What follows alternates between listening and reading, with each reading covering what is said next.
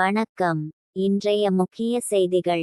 காவிரி வைகை கிருதுமால் குண்டாறு பாசன விவசாயிகள் கூட்டமைப்பு சங்கம் சார்பாக மதுரை மாவட்ட ஆட்சியர் அலுவலகம் எதிரே 3 அம்ச கோரிக்கைகளை வலியுறுத்தி கண்டன ஆர்ப்பாட்டத்தில் ஈடுபட்டனர்.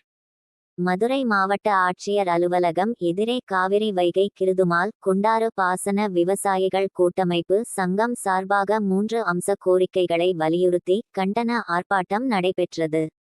இந்த ஆர்ப்பாட்டம் மதுரை தெற்கு மாவட்ட செயலாளர் முத்தையா, வடக்கு மாவட்ட செயலாளர் சுந்தரபாண்டியன் ஆகியோர் தலைமையில் நடைபெற்றது.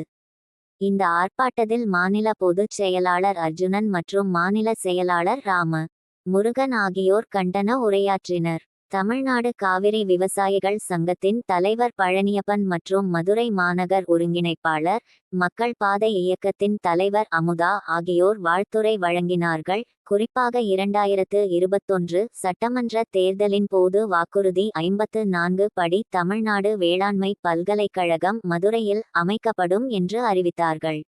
அதை உடனடியாக திறக்க வேண்டும். அலங்காநல்லூர் தேசிய கூட்டுறவு சர்க்கரை ஆலை 2009 ஆண்டு முதல் பூட்டி கிடக்கிறது. 2022 இல் 27 கோடி ரூபாய் நிதி கொடுக்க வேண்டும். அப்போதுதான் இந்த ஆலையை புனரமைக்க முடியும் என்று அறிக்கை கொடுத்து 3 ஆண்டுகள் ஆகிவிட்டது. பூட்டி கிடக்கும் அலங்காநல்லூர் கூட்டுறவு சர்க்கரை ஆலையை உடனடியாக திறக்க வேண்டும். 1 லட்சம் விவசாயிகள் பணி பெறக்கூடிய ஆலையை பூட்டி கிடப்பது மதுரை மாவட்டத்தின் ஒரு சாபக்கேடாக இருக்கிறது. நிலையூர் கம்பிக்குடி கால்வாய் திட்டம் ஓரளவுக்கு நிறைவேற்றப்பட்டிருக்கிறது.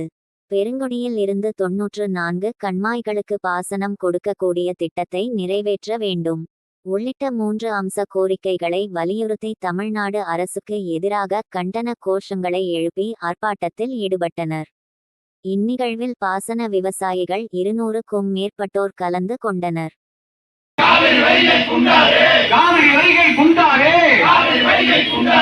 கிருதுமால் பாசன விவசாயிகள் கூட்டமைப்பு சார்பாக ஆர்ப்பாட்டம். தமிழக அரசு நீர் பாசன திட்டங்களுக்கு முக்கியத்துவம் கொடுத்திடு.